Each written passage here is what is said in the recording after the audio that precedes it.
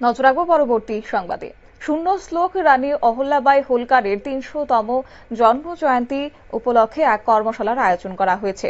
বৃহস্পতিবার কমলপুর নগর পঞ্চায়েতের উদ্যোগে কমলপুর নজরুল ভবনে ওনার জন্ম জয়ন্তী উদযাপন করা হয়েছে। কর্মশালার উদ্বোধন করেছেন স্থানীয় বিধায়ক মনোজ কান্তি দেব। অবশ্য সেখানে উপস্থিত ছিলেন কমলপুর নগর পঞ্চায়েতের চেয়ারম্যান প্রশান্ত সিনহা, ভাইস চেয়ারম্যান সুব্রত মজুমদার সহ নগর পঞ্চায়েতের সদস্যগণ। এদিন নজরুল ভবনে বিভিন্ন এসএইচজি মহিলারা উপস্থিত ছিলেন। এদিন কর্মশালার প্রাক্কালে শিল্পীদের দ্বারা দেশাত্মবোধক গানের উপর নৃত্য পরিবেশন করা হয়। গোটা বিষয় নিয়ে কি জানিয়েছেন বিধায়ক মনোজ কান্তি দেব, শুনুন।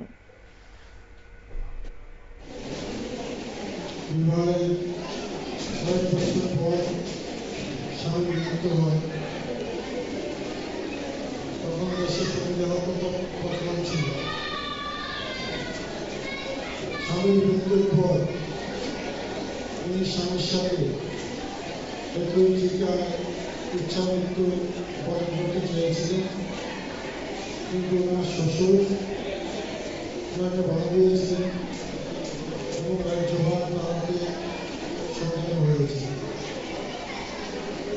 তারা যুদ্ধকালে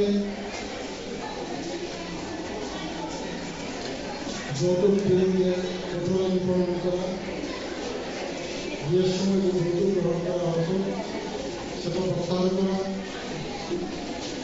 উনি বলেছিলেন বিধবাদের দত্তক সন্তান দেওয়ার আইন প্রণয়ন করা, ওটা উনি করেছিলেন।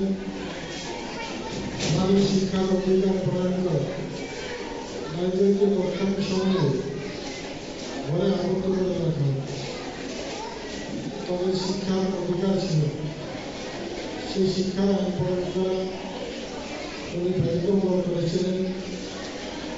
নিঃসন্তান বিধবাদের সম্পত্তি বাজেয়াপ্ত নীতি বাতিল করে আমাদের মহিলারা বিধবা মহিলা পুনর্বিবাহকে নৈতিক সমর্থন দিয়েছিলেন।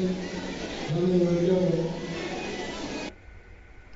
আপনারা শুনলেন বিধায়ক মনোজ কান্তি দেবের বক্তব্য। অর্থাৎ যথাযোগ্য মর্যাদায় রানী অহল্যাবাই হোলকারের ৩০০তম জন্মজয়ন্তী পালন করা হয়েছে এবং এই কর্মশালার প্রাক্কালে শিশু শিল্পীদের দেশাত্মবোধক গানের উপর তাদের নৃত্য পরিবেশন তারা করেছেন এবং কর্মশালায় শূন্য শ্লোক রানী অহল্যাবাই হোলকারের জীবনী নিয়ে বিস্তারিত আলোচনা করেছেন অনুষ্ঠানের উদ্বোধক অর্থাৎ বিধায়ক মনোজ কান্তি দেব এবং নগর পঞ্চায়েতের চেয়ারম্যান প্রশান্ত সিনহা। নিয়ে নিচ্ছি ছোট্ট একটি বিজ্ঞাপন বিরতি, সঙ্গে থাকুন।